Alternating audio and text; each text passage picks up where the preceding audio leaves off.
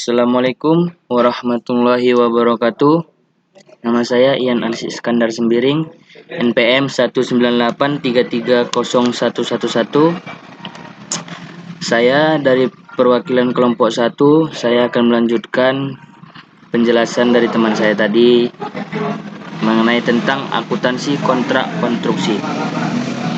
Definisi akuntansi kontrak konstruksi menurut PSAK nomor 34 definisi 2010 mendefinisikan kontrak konstruksi sebagai suatu kontrak yang dinegosiasikan secara khusus untuk konstruksi suatu aset atau suatu kombinasi aset yang berhubungan erat suatu sama lain atau saling tergantung dalam hal rancangan, teknologi dan fungsi atau tujuan pokok penggunaan.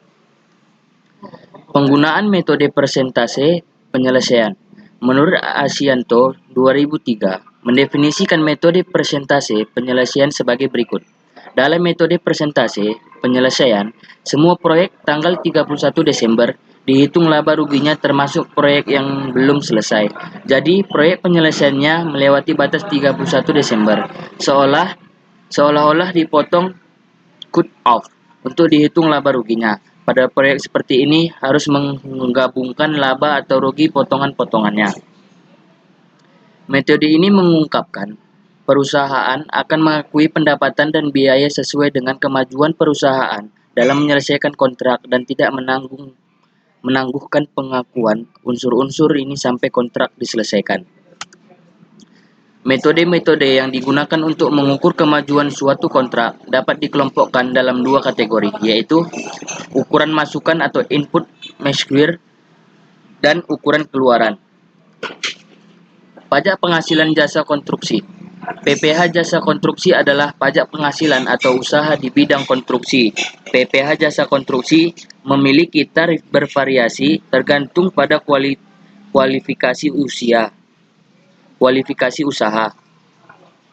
Besaran nominal dalam jasa konstruksi disebut dengan istilah nilai kontrak.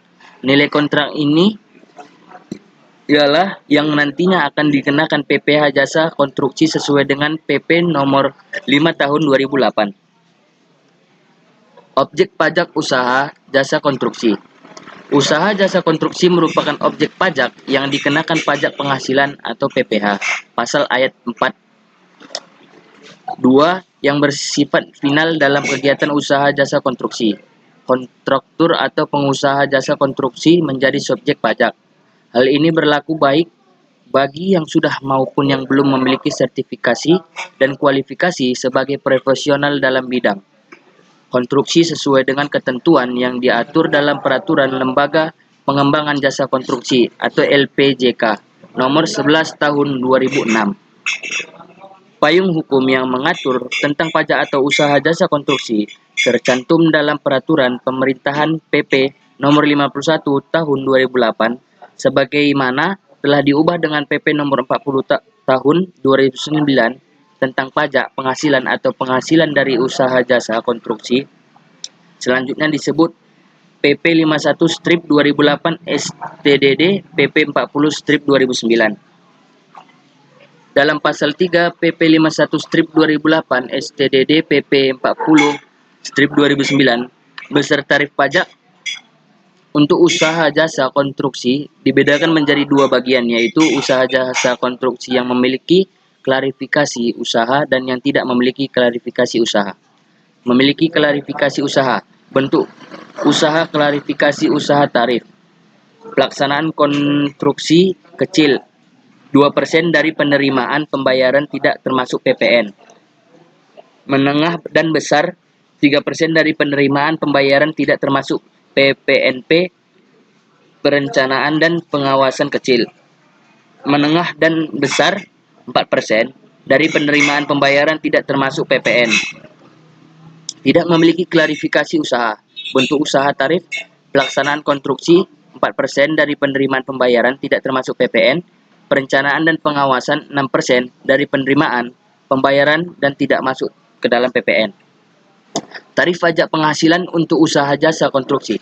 Selanjutnya kita akan mengulas tarif pajak yang dikenakan atas jasa konstruksi jika mengacu pada PP nomor 5 tahun 2008 tarif jasa konstruksi dibagi menjadi 5, yakni 2% untuk pelaksanaan konstruksi yang dilakukan oleh penyediaan jasa yang memiliki kualifikasi usaha kecil. 4% untuk pelaksanaan konstruksi yang dilakukan oleh penyediaan jasa yang tidak memiliki kualifikasi usaha. Dan 3% untuk pelaksanaan konstruksi yang dilakukan oleh penyediaan jasa selain penyediaan jasa sebagaimana dimaksud dalam poin A dan B. 4% untuk perencanaan konstruksi atau pengawasan konstruksi yang dilakukan oleh penyediaan jasa yang memiliki kualifikasi usaha. Dan 6% perencanaan konstruksi atau pengawasan konstruksi yang dilakukan oleh penyediaan jasa yang tidak memiliki kualifikasi usaha. Dari penjelasan di atas, kita bisa melihat bahwa tarif yang dikenakan bervariasi, tergantung pada kondisi penyediaan jasa konstruksi. Misalnya, jika penyediaan jasa konstruksi memiliki kualifikasi usaha kecil, maka tarif yang dikenakan sebesar 2%. Hal ini dilakukan oleh pemerintah untuk mendorong setiap penyediaan jasa konstruksi agar berupaya mengembangkan perusahaannya menjadi lebih baik.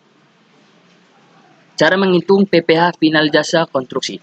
Cara menghitung PPh jasa konstruksi adalah dengan mengalihkan nilai kontrak yang belum termasuk PPN dengan tarif PPh jasa konstruksi. Sementara itu, pembayaran pajak dilakukan langsung oleh penyediaan jasa kepada kantor pajak dan penggunaan jasa akan pendapatan surat pemberitahuan pemotongan PPh jasa konstruksi. Contoh perhitungan PPh jasa konstruksi. Bapak Yoni akan membangun sebuah bangunan di kawasan Kebayoran Lama, Jakarta Selatan. Bapak Yoni menggunakan perusahaan jasa konstruksi yang masih dikualifikasikan sebagai perusahaan kecil namun direkomendasikan oleh temannya. Bapak Yoni melakukan konsultasi perencanaan, tata letak bangunan, ukuran setiap ruangan, memilih bahan bangunan hingga proses pengerjaan. Perusahaan konstruksi tersebut pun memberi Bapak Yoni sebuah dokumen yang berisikan rincian biaya. Rincian biaya ini yang dikenal sebagai nilai kontrak. Nilai kontrak sebesar 3 miliar rupiah tersebut disetujui kedua belah pihak di atas dengan tanda tangan di atas materai dan akan dibayar setelah pengerjaan selesai. Maka perhitungan sebagai berikut: nilai kontrak X tarif PPh jasa konstruksi perusahaan kecil 3 miliar rupiah, X 3% sama dengan 90 juta. Maka penyediaan jasa menyetor sebesar 90 juta rupiah ke kantor pajak sebagai pajak penghasilan jasa konstruksi. Setelah itu Bapak Yoni akan mendapat bukti potongan PPh final jasa konstruksi dari penyediaan jasa yang didapat dari kantor pajak. Bukti potongan inilah yang akan dilaporkan sebagai SPT pajak Bapak Yoni. Tarif cara pemotongan dan penyetoran. Subjek dan objek pajak. Wajib pajak dalam negeri dan bentuk usaha tetap yang menerima penghasilan dari usaha di bidang jasa konstruksi. Cara pembayaran atau penyetoran PPh final. Cara pembayaran atau penyetoran PPh atas jasa konstruksi yang bersifat final adalah pasal 5 ayat 1 PP 51 tahun 2008 dipotong PPh final pada saat pembayaran jika penggunaan jasa adalah pemotongan pajak. Disetor sendiri oleh penyediaan jasa jika penggunaan jasa bukan pemotongan pajak. Saat terutang. Saat terutang PPh atas jasa konstruksi adalah pada saat pembayaran pasal 5 ayat 1 PP 51 tahun 2008. Pembayaran serta pelunasan harus dilakukan selambat-lambatnya tanggal 10 bulan selanjutnya setelah bulan terutang PPh oleh penggunaan jasa. Dapat juga tanggal 15 bulan selanjutnya setelah bulan pembayaran diterima oleh penyediaan jasa. Sementara pelaporan SPT, baik untuk penggunaan maupun pemberian jasa, selambat-lambatnya dilaporkan pada 20 hari berikutnya setelah bulan terutang atau bulan pembayaran diterima. Cara pembayaran atau penyetoran PPh final jasa konstruksi menurut PP 51 tahun 2008 pasal 5 ayat 1, yakni dipotong sendiri oleh pemotong PPh final dengan penggunaan jasa sebagai pemotongan pajak atau disetor sendiri oleh pemotongan pajak. Kode akun pajak PPh final jasa konstruksi yakni 411128 dan kode jenis setorannya adalah 409. Jika terdapat selisih kekurangan PPh terutang yang dipotong atau disetor sendiri, maka penyediaan jasa wajib menyetor selisih kekurangan pembayaran tersebut.